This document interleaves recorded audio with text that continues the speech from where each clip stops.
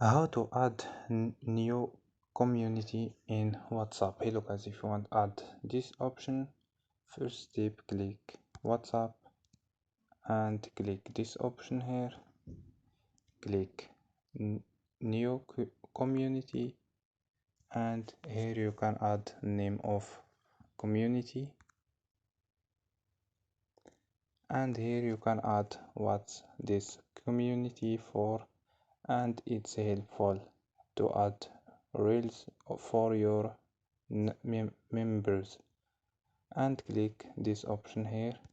You can add photo profile for this new community and click here. So don't forget like and subscribe. Bye.